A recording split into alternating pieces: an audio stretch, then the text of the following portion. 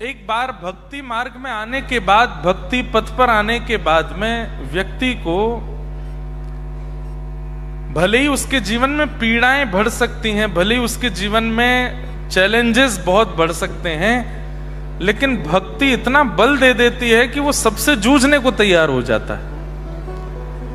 संसारी व्यक्ति दाल में नमक नहीं है ये चिंता भी सहन नहीं कर पाता। संसारी व्यक्ति को रोटी पक्की नहीं है, दाल में नमक नहीं है, रात में बेड कंफर्टेबल नहीं है, पत्नी अनुकूल नहीं है, पति अनुकूल नहीं है, ये सब चीजें भी संसारी व्यक्ति सहन नहीं कर पाता। लेकिन वैष्णव भक्त जो होता है ना, वो बड़े से बड़े पहाड़ को भी सहन कर लेता है विपत्ति के। ये हम तो केवल ये समझाना चाहते हैं, उद्देश्य केवल इतना है कि सब समझ जाओ भाई, ये जन्म अंतिम हो, ये जीवन अंतिम हो। ठाकुर जी प्रतीक्षा कर रहे हैं हमारी। हम लोग यहां अपनी मर्जी से आते हैं पृथ्वी पर।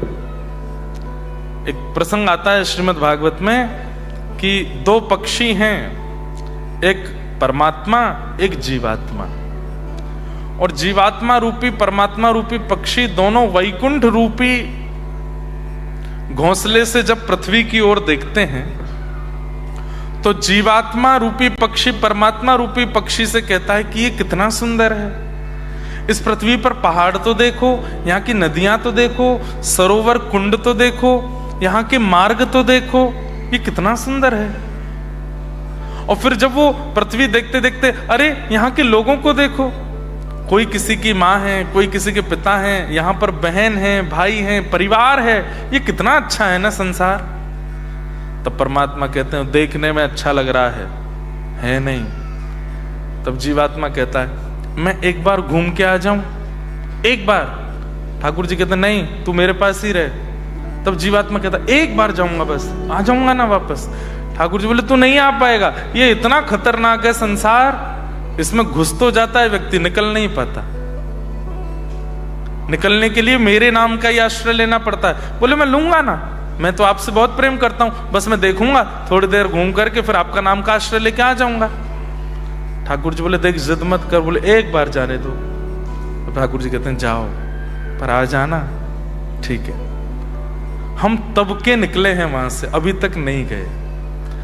मैं आपके सामने बैठा हूं, आप मेरे सामने बैठे हो, इस बात का प्रमाण है कि हम अभी तक ठाकुर जी के पास गए नहीं। कब से घूम रहे हैं यहीं पर। बीच बीच में ठाकुर जी संदेश भेजते हैं, वृंदावन के प्रति प्रीति हो जाना, महापुरुषों की वाणी में रुचि आने लगना, कथाएं श्रवण में रुचि आना, ये सब ठाकुर जी के संदेश हैं कि तेरी प्रतीक्षा कर रहा हूं मैं, तू मुझसे वादा करके गया था कि आएगा, अभी तक नहीं आया। अच्छा, ठाकुर जी हमको 84 लाख में नहीं घुमाते, हम अपने ही कर्मों से घूमते रहते हैं। व्यवस्था ऐसी ठाकुर जी ने कर्म बंधन की बनाई है कि ठाकुर जी चाह करके भी हमको नहीं निकाल पाते। तब ठाकुर जी कहते हैं ठीक है, मैं तेरे लिए एक इजी वे कर देता हूं। क्या? तेरे सब काम तो बड़े खराब हैं, यहां पृथ्वी पे आके तेने किया तो बहुत सब बंटाधार है अपना, मेरा नाम गा लो, उससे सब सेटलमेंट होने लग जाएगा। नहीं गाते, आलस करते हैं, उसमें भी प्रमाद करते हैं, और कई जगह तो नाम गाते भी हैं लेकिन संसार के सारे विषय भी करते हैं। ठाकुर जी फिर कहीं हमारा कल्याण नहीं होता ना, इससे बड़ा कष्ट ठाकुर जी को कुछ नहीं होता कि फिर से फंस गया संसार, फिर से जन्म लेगा, फिर से घूमेगा इन्हीं चक्करों में, नहीं आ पाएगा मेरे पास।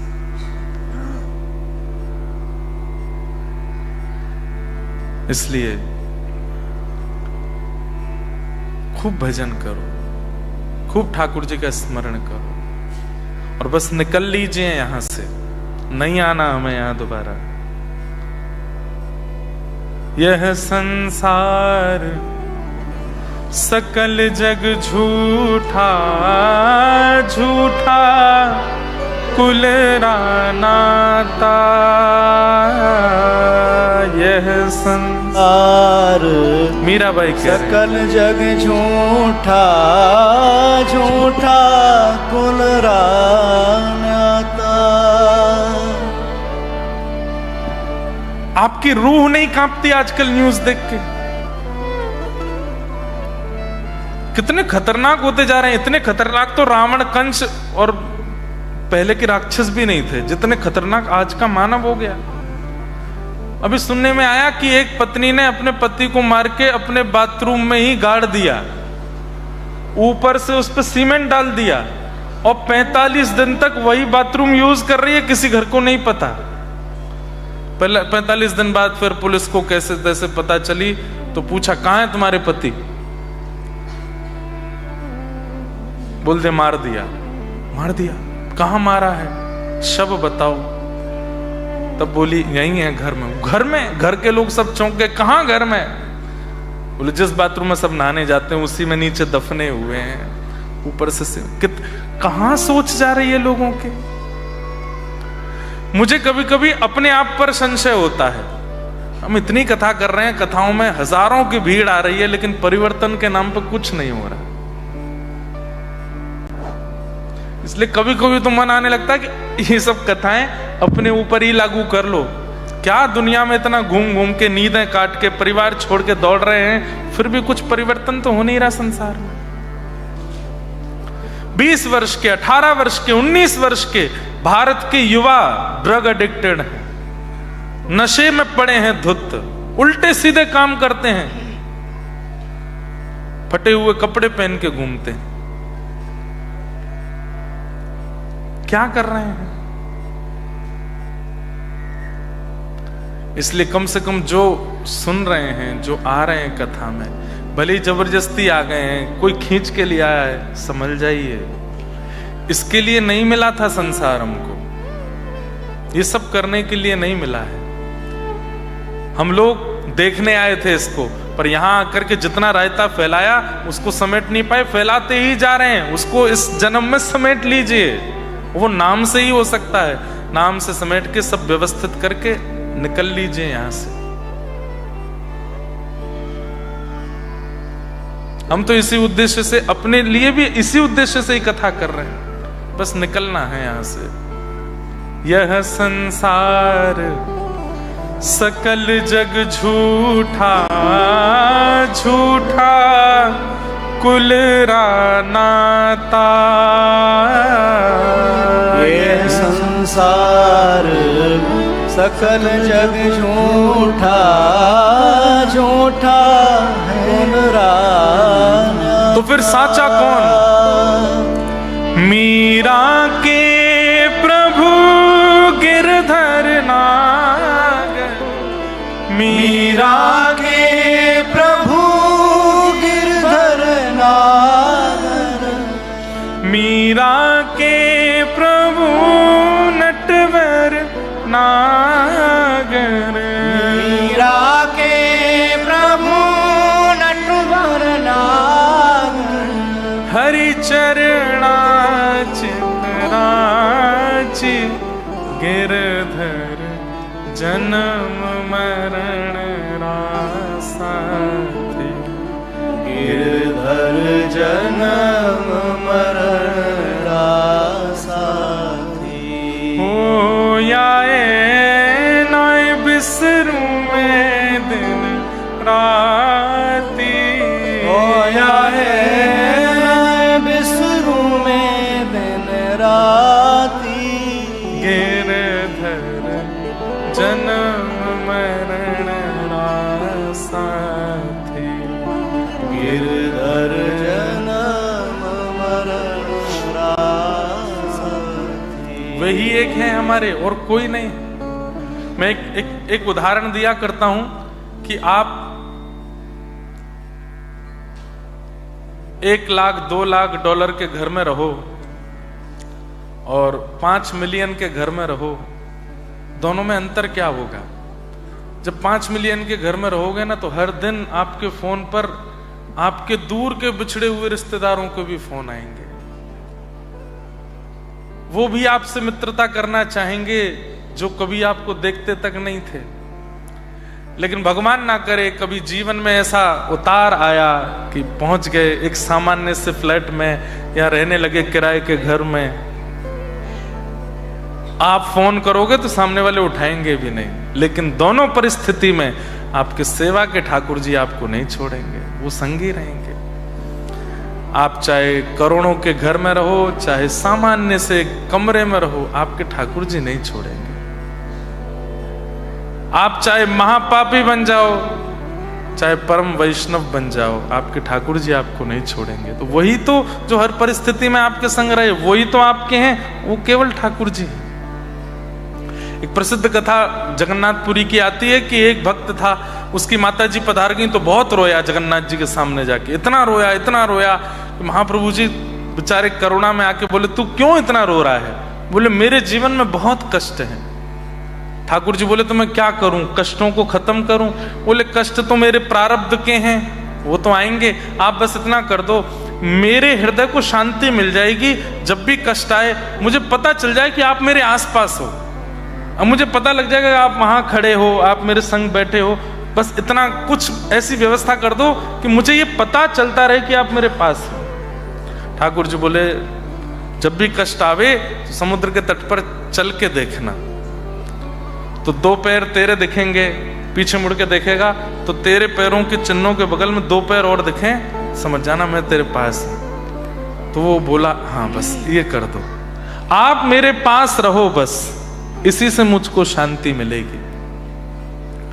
अब जब जब उसके जीवन में कष्ट आता, दौड़ के समुद्र के तट पर जाता, चलता और फिर पीछे मुड़ के देखता तो दो उसके पैरों के निशान और बगल में ही छोटे छोटे ठाकुर जी के चरण। बस वो खुश हो जाता, नाथ बस ऐसे संग रहो, मैं सबसे लड़ लूंगा, सब सह लूंगा, सारी विपत्तियां पार कर लूंगा, आप मेरे संग रहो। लेकिन अभी तक तो छोटी छोटी विपत्तियां आ रही थी, अब विशाल पहाड़ गिरा जीवन में। कुछ ऐसा हुआ कि घर से निकाल दिया, माताजी पहले ही चली गई थी, पिताजी ने भी प्राण त्याग दिए, बहुत परेशान। जब टूट गया, दौड़ करके गया समुद्र तट पर चल करके जैसे पीछे देखा तो ठाकुर जी के चरण चिन्ह नहीं थे। तो ठाकुर जी से जाके बोला, आप भी औरों की तरह हो, विपत्ति आने पर छोड़ के चले जाते हो, छोटी छोटी विपत्तियों में साथ खड़े थे और इतनी बड़ी विपत्ति आई जब मुझे बहुत जरूरत थी आपकी, तो आप भी छोड़ के चले गए। ठाकुर जी उसके स्वप्न में प्रकट होकर के बोले, क्यों रो रहे हो? बोले, पहले आप चलते थे मेरे साथ में, अब क्यों नहीं चल रहे? बोले, ठाकुर जी बोले, पहले इतनी बड़ी विपत्ति नहीं थी इसलिए तू चल सकता था, मैं बगल में चलता था, लेकिन अब बहुत बड़ी विपत्ति आई तो गोद में तुझे उठा के मैं चल रहा हूं, तेरे पैर नहीं है वो मेरे हैं। और ये कथा कथानक सी नहीं है, ये वास्तविकता है, मैं अनुभव करता हूं। मैं सत्य बताऊं, 1-2 साल पहले तक तो मैं कथा बोलता था, लेकिन 2 साल से मैं अनुभव बोलता हूं। कितनी भी बड़ी विपत्ति आ जाए, आप उनके प्रति विश्वास और शरणागति का त्याग मत करो। आप कुछ कर ही नहीं रहे हो, सब ठाकुर जी करेंगे, सब मंगल में बना देंगे। इसलिए भैया इस उद्देश्य को समझ जाइए और निकल लीजिए यहां से। खूब भजन करो ठाकुर जी का, खूब कथा सुना करो। परसों हम कुछ वैष्णवों से मिले थे जो कि बालावट से आए, बालारट। अब आपकी गलती, आपने BALLAV लिखा है, तो बालावट, तो बालाराट, हाँ, व्रजधाम बालाराट से आए हैं। हमने इनको वचन दिया है कि अगली साल हम बालाराट आएंगे एक दिन के लिए। और शंकर जी, सुमित जी इतना अच्छा काम कर रहे हैं। ये लोग क्या करते हैं पता है? इनके पास आने वाले लोगों को, वैष्णवों को, ये उनकी तिथि का जन्मोत्सव बताते हैं कि आपकी तिथि से जन्म कब हुआ। उस तिथि के जन्मोत्सव पर भी कुछ मंगल कार्य किया करो। जैसे मेरा जन्मदिन है 7 अगस्त, लेकिन तिथि से मेरा जन्म है श्रावण कृष्ण नवमी। 2 पक्ष होते हैं हमारे यहाँ, कृष्ण पक्ष और शुक्ल पक्ष। ध्यान से सुनना, जब पूर्णिमा से चंद्रमा अमावस्या की ओर जाता है उसको कृष्ण पक्ष कहते हैं, और अमावस्या से जब चंद्रमा पूर्णिमा की ओर चलता है उन 15 दिनों को शुक्ल पक्ष कहते हैं। हम सब लोग शुक्ल कृष्ण पक्ष में ही जन्म लेते हैं। उसमें फिर तिथियां हैं, द्वितीया, तृतीया, चतुर्थी, पंचमी, षष्ठी, सप्तमी, अष्टमी, नवमी, दसवीं, एकादशी, द्वादशी, त्रयोदशी, चतुर्दशी और पूर्णिमा या फिर अमावस्या। व्यक्ति को अपनी तिथि से जन्मोत्सव मनाना चाहिए, उससे दीर्घायु होता है। तो क्या करे, डेज के जो जन्मोत्सव होते हैं आपके, जैसे आज है 6 जुलाई, 6 जुलाई है ना आज, 6 जुलाई को, अब आज जिसका जन्मदिन हो, संसारी लोगों को आज सबको पार्टी दे दे, सबसे विशेष ले ले, लेकिन तिथि वाले जन्मोत्सव पर अपने घर के ठाकुर जी का उत्सव करे। उस दिन ठाकुर जी को, आपकी भाषा में कहें तो ठाकुर जी को पार्टी दो, ठाकुर जी के लिए बढ़िया पकवान बनाओ, ठाकुर जी का, तो वो सबको तिथि बता। तिथि वैसे आप भी ढूंढ सकते हो, आप अपना डाल के गूगल पर चेक कर लो, मेरे जन्मदिन पर और इस साल में कौन सी तिथि थी, तो तिथि निकल के आएगी। उस तिथि को याद रखना, उस तिथि पर अपना जन्मोत्सव मनाओ। और दूसरा आप लोग काम करते हैं कि सबको पितृ क्रिया सिखाते हैं। जो पूर्वज हमारे जा चुके हैं पृथ्वी से, श्राद्ध पक्षों में उन पितरों का तर्पण आदि कैसे करना चाहिए। एक बात कहूं, बुरा नहीं मानिएगा,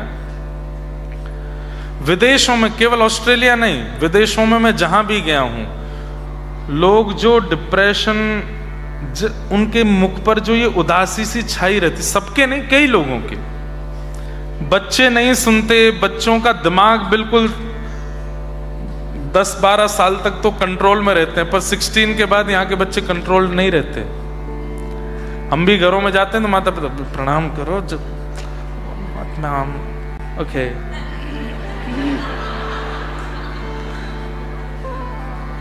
ऐसा करते हैं। बच्चे कंट्रोल से बाहर रहते हैं, पति पत्नियों में आपस में नहीं बन रही है, माता पिता दूर चले गए हैं, बहुत सारी टेंशनें, पारिवारिक टेंशन भी बहुत ज्यादा रहती है।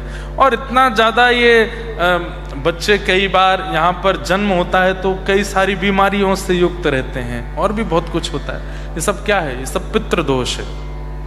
हम पितृ क्रिया नहीं करते, इसलिए ये सब दोष हमारे ऊपर आ जाते हैं। अच्छा, कभी भी ये नहीं सोचना कि पितृ आपको दोष देते हैं ना, पितृ तो छतरी लेके खड़े रहते हैं आपके ऊपर। ठाकुर जी से कहते हैं मेरा बेटा है, मेरी बहू है, मेरा परिवार है, नाथ इस पर कृपा बनाए रखना। जब श्राद्ध आते हैं और श्राद्धों में उनकी तिथि आती है, और उस दिन जब हम कुछ भी उनके लिए नहीं करते, ब्राह्मण भोज नहीं कराते या कुछ भी, तब सब आपस में कहते हैं तुम तो इसके लिए छतरी लिए खड़े हो, कष्टों के, विपत्तियों के सारे बादलों को रोके खड़े हो कि इसके ऊपर कुछ ना आवे, और ये तो आपको याद तक नहीं करता, तुम्हारा श्राद्ध तर्पण तक नहीं करता। श्राद्ध मतलब श्रद्धा, तुम्हारे प्रति बिल्कुल श्रद्धा नहीं रखता। अरे हम लोगों के ऊपर ऋण है, लोन है हमारे पूर्वजों का, वो थे इसलिए हम हैं। इसलिए हर श्राद्ध पर हर व्यक्ति अपने पितरों का तर्पण करता है, ब्राह्मण भोज आदि कराता है। लेकिन जब व्यक्ति नहीं करता तब वे पितृ सोचते हैं इसको तो हमारी याद ही नहीं है, ये तो हमारे नाम से कुछ करता भी नहीं, कुछ दान पुण्य भी नहीं करता, तो फिर हम क्यों छतरी लिए खड़े, हटो। वे अपनी छतरी बंद करके चले जाते हैं। जितनी विपत्तियों से वे आपको बचा रहे थे, अब बचाने वाला कोई नहीं है, तो वो सब विपत्तियां आती हैं, और उन्हीं विपत्तियों के कारण वो विपत्तियां विशेष रूप से बुद्धि और मन पर असर करती हैं, और उसके कारण ये जो मनस्थिति परिस्थिति विदेशों में बन जाती है, बनने लगती है। तो उन पितृ कार्यों को कैसे करना चाहिए ये सब वहां सिखाते हैं, उन पितरों का कैसे क्रम होता है आदि आदि। तो मुझे बहुत अच्छा लगा। हमने तो सब अपने भक्ति पथ ऑस्ट्रेलिया वालों से भी कहा एक बार मेलबर्न में भी एक सेशन करवाओ, 5-10 बेंचेस लग जाएं, लोग लाइन बना करके एक एक करके आवें, अपना तिथि और अपने पितरों का कर्म सब पूछ के जावें, कैसे करना है हमें बताएं, हमारे पितृ इन डेट्स में गए थे, उनकी क्या तिथि होगी, क्या करना चाहिए, कैसे होना। तो यहाँ रह करके भी आप कर सकते हो, करना ही चाहिए, बहुत आवश्यक है। 3 ऋण हैं हमारे ऊपर, 3 लोन चल रहे हैं हम लोगों पर, देव ऋण, ऋषि ऋण और पितृ ऋण। इसलिए ब्राह्मण लोग जनेऊ पहनते हैं, उसमें 3 धागे होते हैं, एक देव ऋण का, ऋषि ऋण का, पितृ ऋण का। इसलिए ब्राह्मण जो भी कर्म करता है, अब मैं कथा सुना रहा हूं, इसका जो भी पुण्य मिलेगा उस पुण्य से मेरे तीनों ऋण घटने लगेंगे। मैं गिरिराज जी की परिक्रमा करने जाऊंगा, उसका जो पुण्य मिलेगा, ये धागा अगर ये जनेऊ मेरे यज्ञोपवीत मेरे कंधे पर है, 3 ऋण घटने लगेंगे। इसलिए ब्राह्मण लोग जनेऊ धारण करते हैं ताकि वो जीवन में फिर जो भी पुण्य कर्म करते हैं उससे उनका ऋण चुकने लगता है। लेकिन सब लोग जनेऊ धारण नहीं करते, यज्ञोपवीत नहीं पहनते, तो वो केवल श्राद्ध दिनों में अपने देवताओं का भाव रखें। श्राद्ध से याद आया, एक लीला सुना देते हैं, आज विश्राम है कथा का। हमारे व्रजमंडल में साल भर उत्सव चलते हैं। जनवरी में मकर संक्रांति से शुरू होगा, वसंत पंचमी आएगी, 40 दिन की होली चलती है। होली के बाद में भी फिर उत्सव चलते रहते हैं। आजकल रथ यात्रा की तैयारी चल रही है, स्नान पूर्णिमा निकल के गई है। दुनिया भर, भारतवर्ष में पूरे सब जगह ठाकुर जी रथ में बैठ जाएंगे, रथ यात्रा करेंगे। रथ यात्रा के बाद फिर जन्माष्टमी की तैयारी, फिर राधाष्टमी की तैयारी, फिर शरद पूर्णिमा की तैयारी, आदि आदि कुछ ना कुछ उत्सव चलते रहते हैं। केवल 15 दिन ऐसे हैं जब कोई उत्सव नहीं होता। कब? श्राद्ध के दिनों में। क्यों? श्राद्ध के दिनों में सब लोग अपने घरों में रहते हैं, अपने पितरों का अर्पण करते हैं, इसलिए कोई उत्सव नहीं होता। तो जब ठाकुर जी और श्री जी लीला कर रहे थे, उन दिनों में भी नंद बाबा और वहां वृषभानु बाबा ने नियम बना रखे थे, लाला लाली दोनों के लिए। अब तुम कहीं नहीं जाओगे, गैया चरानो 15 दिन आए हुए को। क्यों? लाला अपने पितरों को श्राद्ध करेंगे। तो ठाकुर जी तो गैया चराने के बहाने श्री जी से मिलवे जामे। अब यहां बाबा जाने ही ना दे रहे हो, अब क्या करें? तो सांझी उत्सव होते हैं 15 दिन। जो लोग वृंदावन जाते रहते उनको पता होगी सांझी किसे कहते हैं। जल के ऊपर, पानी के ऊपर रंगोली जैसी बनाई जाती है। पानी के ऊपर परात में पानी भर के उस पर रंगोली बनाते हैं और उसमें ठाकुर जी की कोई लीला बनाई जाती है। क्योंकि श्याम सुंदर मिलने नहीं आ रहे हैं और यहाँ किशोरी जी नहीं मिल रही हैं, तो वहां दूर बैठी हुई किशोरी जी, यहाँ दूर बैठे श्याम सुंदर, दोनों आपस में यहाँ ग्वाल बाल सांझी बना के लाला को सुख देते हैं, वहां सखियां सब सांझी बना के श्री जी को सुख देते हैं। एक बार ठाकुर जी एक श्यामा सखी बन के जाते हैं और अपने आप को बहुत सुंदर सांझी बनावे वारी बतामे बरसाने गए। वहां जाकर के ललता विशाखा तक मुंह पे बहुत जोर की सांझी बनानी आवे, बनवाए लो। तब सांझी बनाते हैं तो किशोरी जी उनकी सांझी बनाते हुए देख के कहे, मैं अरे सखी तू मुंह को सिखाए दे। तो ठाकुर जी कहें आओ बैठो, और उनके हाथ से सांझी बनवाते हैं। तो सांझी में ठाकुर जी की लीला प्रकट करते हैं। कई लीलाएं। एक लीला आती है कि किशोरी जी और उनकी जो अष्ट सखियां हैं ना, वे सब लगभग एक जैसी ही हैं देखने में। किशोरी जी की सुंदरता तो अद्भुत है ही, पर ललता विशाखा आदि सखियां भी कम नहीं है। यदि कभी किशोरी जी जैसा श्रृंगार ललता जी कर लेती हैं, विशाखा जी कर लेती हैं, या अन्य सखियां कर लेती हैं, तो कई बार तो वृषभानु बाबा और कीर्ति मैया ललिता जी को ही किशोरी जी मान लेते हैं। अरे किशोरी जी आओ गोदी में बैठो। तब ललिता जी कहते हैं मैं ललिता हूं। अच्छा, बिल्कुल एक जैसी लगती हैं, नेत्र भी एक जैसे हैं, कान भी एक जैसे हैं, नासिका भी एक जैसी, बस श्रृंगार विशेष श्री जी का होता है और श्री जी के रूप में प्रधानता स्वभाव की है। लोग सुंदर तो बहुत होते हैं, आंखें सुंदर होती हैं, नाक सुंदर होते हैं, स्किन सुंदर होती है, त्वचा बढ़िया होती है, शरीर बढ़िया होता है, पर स्वभाव अच्छा नहीं होता। तो हमारी किशोरी जी की पहचान स्वभाव से होती है। उनके स्वभाव, कितना सुंदर स्वभाव है। सहज स्वभाव पढ़ो, ध्रुवदास जी गाते हैं। नवल किशोरी जो को सहज स्वभाव परो। सहज, नवल ये पद याद होना चाहिए आपको। इस पद से किशोरी जी की पहचान होगी। सहज स्वभाव, सहज मतलब डाउन टू अर्थ। कल मुझे किसी ने लिख के दिया था, महाराज जी गुलाम खां का चरित्र सुनाइए। मैंने सुनाया था एक बार। कैसा स्वभाव है किशोरी जी का। एक गुलाम खान नाम के व्यक्ति बरसाने में जन्मे थे। वो मुसलमान, लेकिन सारंगी बजाना जानते थे, बहुत बढ़िया सारंगी बजाते थे।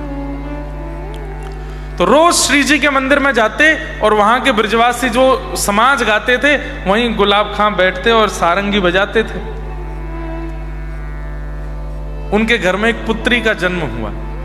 अब इतने साल श्री जी के मंदिर में सेवा की, तो उन्होंने भी धर्म से उठ करके अपनी बेटी का नाम राधा ही रखा, गुलाब खान, और बेटी का नाम राधा। सत्य घटना है। कभी बरसाना जाओ तो पीली पोखर जाना, पीली पोखर के पास में चबूतरा है गुलाब खान का। तो गुलाब खान की बेटी हुई, नाम क्या रखा? राधा। बेटी जब धीरे धीरे बड़ी हो गई तो उसको लेके जाते, और वहीं समाज में जब वो सारंगी बजाते, सब गाते, तो बेटी भुजा उठा के वहां नृत्य करती थी, रोज नाचती थी। जब मैं कीर्तन गाता हूं तो यहाँ कई सारे बालक नृत्य करते हैं, पर एक भैया हैं, वो अपनी छोटी सी लाली को ऐसे लेके नचाते हैं। उनकी लाली जितनी देर कीर्तन चलता है ऐसे ही हाथ करके खड़ी रहती है। बहुत अच्छा लगता है। देखो हो रही, हाँ ये देखो इसको जब जब उठाते हैं, इसको पता है कि मुझे ताली बजानी है, हाथ ऐसे करना है। देखो पेसिफायर पी रही हैं, कथा सुन रही हैं। लालियां जिनके यहां होती है ना, बहुत सौभाग्यशाली। तो गुलाब खान के लाली हुई और नाम रखा राधा। तो छोटी सी लाली को लेके जाते थे मंदिर में, श्री जी के मंदिर में सारंगी बजाते, वो नाचती, और उसको देख करके सब गुसाई जन हमारे बरसाने के सब कहते, अरे गुलाब तू रोज लाए कल लाली, देख ऐसी ठुमक ठुमक करके नृत्य करे पूरे मंदिर में, कैसी बढ़िया लगे। धीरे धीरे बड़ी हुई। अच्छा, एक घटना हुई थी कि जब इनके लाली हुई तो बालिका को जन्म देते ही इनकी पत्नी पधार गई थी। तो घर में कोई नहीं था, केवल एक बेटी और गुलाब खान। धीरे धीरे वो लाली बड़ी हुई। जब उम्र उसकी 18-19 वर्ष की हो गई तो फिर सब गुसाइयों कहते थे, गुलाब खान आके कोने में बैठ के सारंगी बजाते थे श्री जी के मंदिर में। समाज में उन्हीं से कुछ प्रसाद मिलता, कभी दक्षिणा भी मिल जाती, उसी से घर चलता था उनका। सब गुसाई लोग बोले कि अरे गुलाब, अब लाली बड़ी है गई, या को ब्याह कर दे। हाँ गुसाई जी करूंगा, बस लाडली जी कृपा करें, कर दूंगो। बोले अब कर दे, अब ठीक है उम्र है गई, अब कर दे। लेकिन गुलाब खां चाहते तो मैं ब्याह करना, लेकिन बस ये सोच के रुक जाते हैं कि ये चली गई तो मैं क्या करूंगा, फिर मैं कैसे रहूंगा। लेकिन कर्तव्य है हर पिता का, पुत्री का ब्याह तो करना पड़ता है। एक योग मौलवी जी का बेटा ढूंढ करके ब्याह कर दिया। विदा होकर के जब इनकी बेटी गई, गुलाब खान की जो स्थिति हुई है, अब सुनिएगा। व्यक्ति जब हंसकर के कीर्तन करता है ना, जब प्रसन्न मुद्रा में कीर्तन करता है, तो ठाकुर जी केवल सुनते हैं। लेकिन व्यक्ति जब रोता है ना कीर्तन करते करते, कथा सुनते सुनते, नाम करते करते, तो ठाकुर जी बेचैन हो जाते हैं मिलने के लिए कि मैं जाऊं, ये रो क्यों रहा है। अरे भारत में आप सबके परिवार के लोग होंगे, कभी बात करते करते अगर रो जाते होंगे तो आप कहते होंगे ना, कल की फ्लाइट लेके आ रहे हैं हम, आप रो नहीं, हम आ जाते हैं आपके पास। ऐसे ही जब व्यक्ति कथा सुनता है, कीर्तन करता है या नाम जप करता है और रो जाता है ना, तो ठाकुर जी भी यही कहते हैं, कहाँ है गरुण जी मेरे, आओ जल्दी लेके चलो इसके पास, रो रहा है, इतना क्यों भावुक हो रहा है। तो गुलाब खान आज तक तो राधा राधा बोलते थे बेटी के नाम से, थे वो नमाजी, अपना नमाज आदि सब करते थे, लेकिन बेटी का नाम राधा है तो कभी राधा जल ले आओ, राधा भोजन ले आओ, राधा चलो चल रहे हैं मंदिर चलेंगे, ऐसे ऐसे बोलते थे। लेकिन अब तो राधा चली गई, अब रोते हैं उसकी याद में। राधा मेरी प्यारी राधा,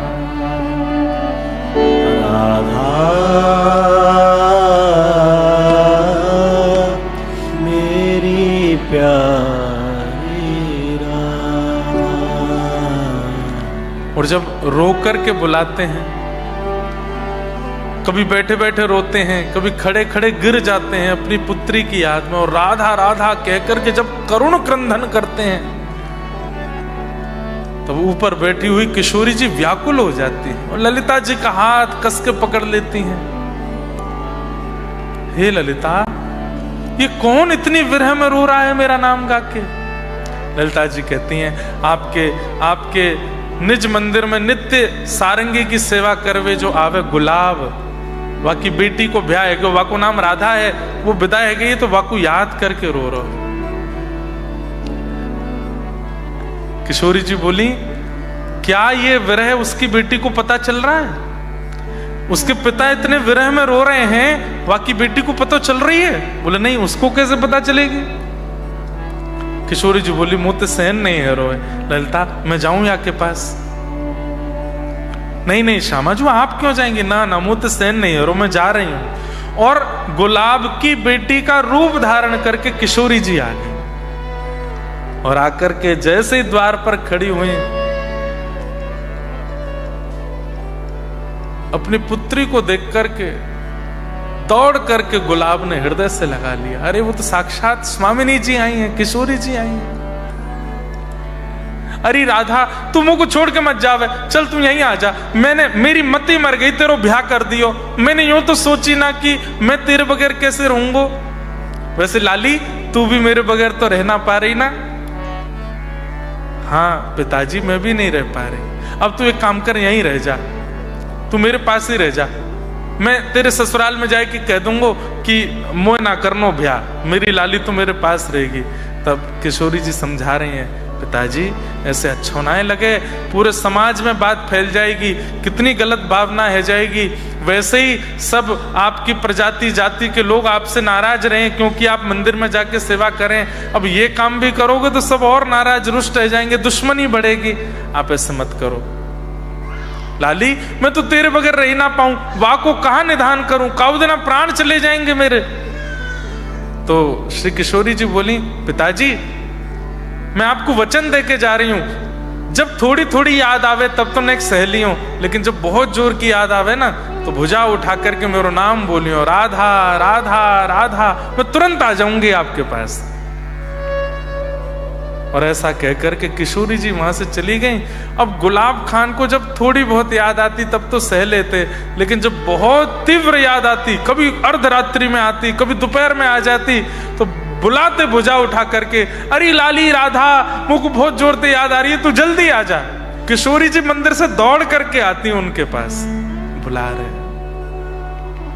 इसलिए ध्रुवदास जी कह रहे हैं, सहज स्वभाव। इतना सहज कौन होता है, इतना सरल कौन होता है? सहज स्वभाव पर नवल किशोरी जो को, सहज स्वभाव पर नवल किशोरी जो को,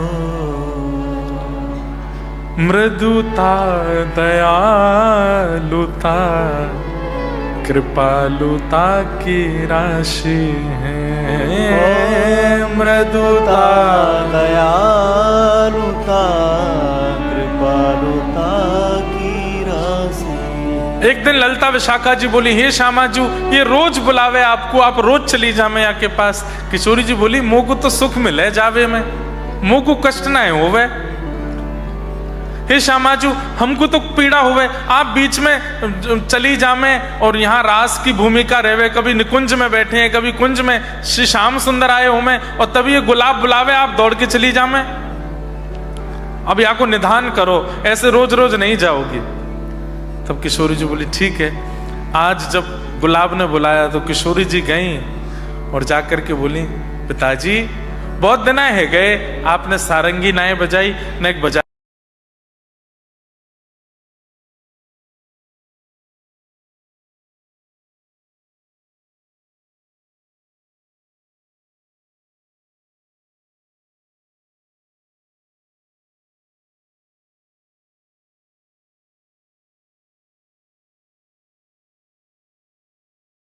अपनी लाली को आलिंगन करने के लिए गए तो किशोरी जी वहां से आगे आगे दौड़ रही हैं और पीछे पीछे गुलाब, अरे लाली रुक, अरे नेक मेरे हृदय पे लग जा, अरे लाली तू नेक मेरे पास आए जा। और ऐसा करते करते समय क्या हो रहा था, सुबह सुबह के 3:30-4 बज रहे थे। मंदिर में मंगला आरती होने वाली थी। श्री जी तो मंगला आरती के लिए जा रही हैं, पीछे पीछे गुलाब जा रहा है। तभी एक गुसाई जी वहां से जा रहे थे, तब गुसाई जी आरती करने जा रहे, उन्होंने देखा ये गुलाब, अरे राधा रुक जा, अरे लाली रुक जा, कहतो जा रहे है। तो गुसाई जी ने आवाज लगाई, अरे गुलाब कहां भाजो जा रहे है, अब तो मंदिर उनाए आवे, तेरी लाली को ब्याह हैगो, बाबड़ो हैगो, कौन के पीछे जा रहे है। बस इतनी देर गुलाब दिखे, मंदिर में जाकर के पुजारी जी ने आरती की। 1 दिन 2 दिन 6 महीना साल बीत गए, उस दिन के बाद गुलाब कभी दिखे नहीं। एक दिन सब गुसाई बैठ के बात कर रहे थे तो वो बड़े बुजुर्ग गुसाई बोले, अरे एक दिना में मंगला करवे जा रहा, तब बाद ना अंतिम बार गुलाब देखो, वाके बाद तो नहीं दिखो मोको। उसके बाद बरसाना में कभी सारंगी की आवाज आती, कभी कहीं गुलाब जी बैठे दिख जाते, कभी कहीं कुछ, तो लोग बागों में भ्रांति हो गई कि उनके प्राण तो चले गए हैं और वो प्रेत बन करके घूम रहे हैं। एक दिन गुसाई जी रात्रि में श्री जी की शयन करके वापस अपने घर की ओर जा रहे थे, तो जैसे ही वन में होके निकले तब गुलाब खान ने आवाज लगाई, गुसाई जी। गुसाई जी ने पीछे देखी, कौन बोल रहा हो भैया, दूर दूर तक कोई दिखाई ना दे रहा, कौन है। तो गुलाब सामने आए, अरे गुलाब तू तो भैया मर गयो, हमने सुनी तेरे प्राण निकल गए, तेरा शरीर तो मिलो नहीं और तू कहीं भूत तो ना बन गयो, दारी के हनुमान चालीसा बोल देंगे भग जाए आते, भूत बन के आयो है। तो गुलाब बोले, जय जय, मैं प्रेत नहीं बना, लेकिन हाँ मैं शरीर भी नहीं हूं। बोले तो कहा कह रहे हो भैया। बोले अरे मेरी लाली की विदाई भई, वाके बाद राधा राधा कह करके इतनो रोयो कि श्री जी मेरी लाली बन करके रोज घर पे आयो करते। ललिता विशाखा जी को कष्ट भयो कि निकुंज छोड़ करके श्री जी रोज रोज जामे, ऐसा करो या गुलाब को ही निकुंज में ले आओ। एक दिन सारंगी सुनते सुनते श्री जी ने नृत्य कियो, आगे आगे श्री जी दौड़ी, पीछे पीछे मैं दौड़ो। यही बरसाने की कुंज गलीन में दौड़ते दौड़ते कब निकुंज में मैं पहुंच गया मुझको पता नहीं चली। अब मैं निकुंज में निवास करूं और वहीं श्री जी और प्रिया प्रियतम को सारंगी सुनाऊं। आपको केवल बतावे आया हूं, ये भ्रांति जो फैल रही है कि मैं प्रेत बन गया, प्रेत नहीं बना हूं, मैं सशरीर निकुंज में श्री प्रिया प्रियतम की सारंगी की सेवा कर रहा हूं। और इतना कहकर के गुलाब दिखने बंद हो गए। दूसरे दिन वो गुसाई जी तो रात भर वहीं बैठे रहे। कैसी कृपा, हे राधे श्री राधे। इसलिए गुलाब खां का समाधि नहीं है, उनका चबूतरा है, क्योंकि उनका शरीर नहीं मिला, वो तो शरीर गए श्री जी की सेवा। अब सोचिए, कोई अपने पुत्री के नाम से श्री जी को प्राप्त कर सकता है, कितनी सहजता है। सहज स्वभाव पड़ नवल किशोरी जो को, सहज स्वभाव पर नवल किशोरी जो को, मृदुता दयालुता कृपालुता की राशि है। मृदुता दयालुता कृपालुता की राशि है। ने कहूँ नरस कभी भूले हूँ न होत सखी, मैं कहूँ नरस कभी भूल होत सखी। रहत प्रसन्न सदा ये मुख हासी है।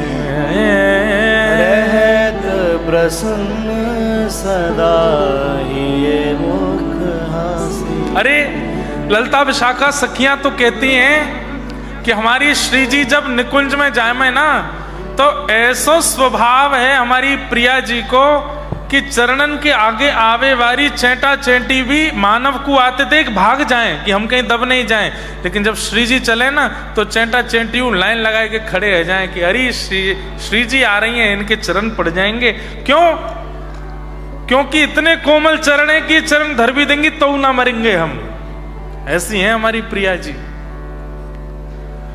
ऐसी सुकुमारी प्यारी लाल जी की प्राण प्यारी, ऐसी सुकुमारी प्यारी लाल जू की प्राण प्यारी। धन्य धन्य धन्य ते ही जिनके उपासी हैं। धन्य धन्य धन्य ते ही जिनके उपासी है। हित ध्रुव और सुख जहाँ लग देखियत, हित ध्रुव और सुख।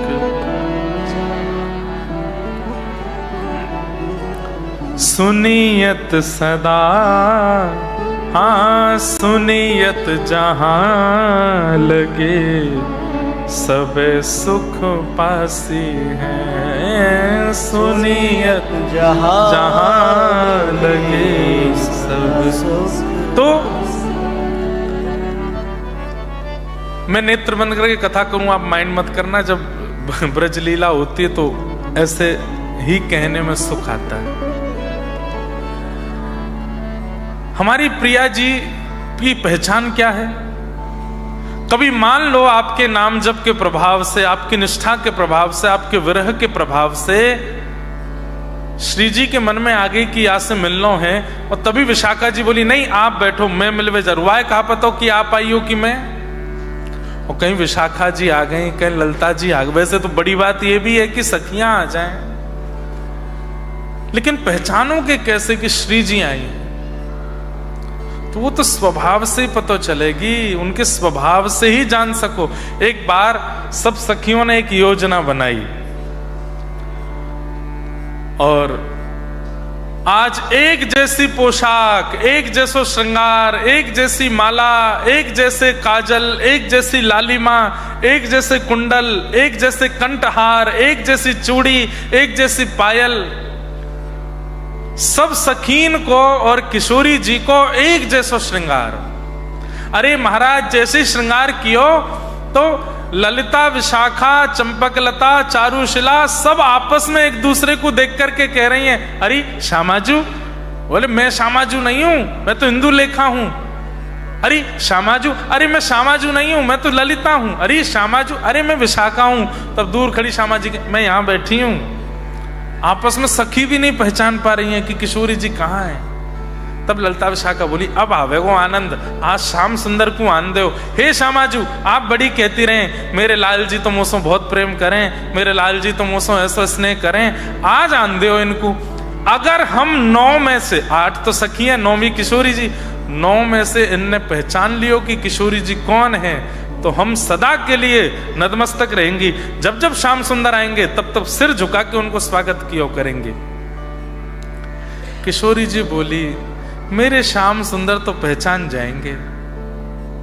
ललिता जी बोली आप पक्ष मत लियो, आन दो, और जब आवेंगे तब हम देखेंगे। आहा, निकुंज में रास को समय भयो। बंधुओं रास रोज होता है ठाकुर जी का। आज भी होता है, नित्य ठाकुर जी का विहार रास चलता ही रहता है। हमें दिखता नहीं क्योंकि दृष्टि नहीं वैसी। क्यों पड़े हैं इतने महात्मा वृंदावन में? क्या मिल रहा है वृंदावन में? अनुभव होता है उस रास का। इतनी भीड़ में, इतनी चकाचौंध में, इतनी ज्यादा अव्यवस्था वृंदावन में हो रही है, लेकिन अब भी महात्मा छोड़ते नहीं वृंदावन को। एक क्षण चरण भार नहीं रखते। क्या है उस वृंदावन में? वो अनुभव होता है रास का। श्याम सुंदर अनुभव कराते हैं।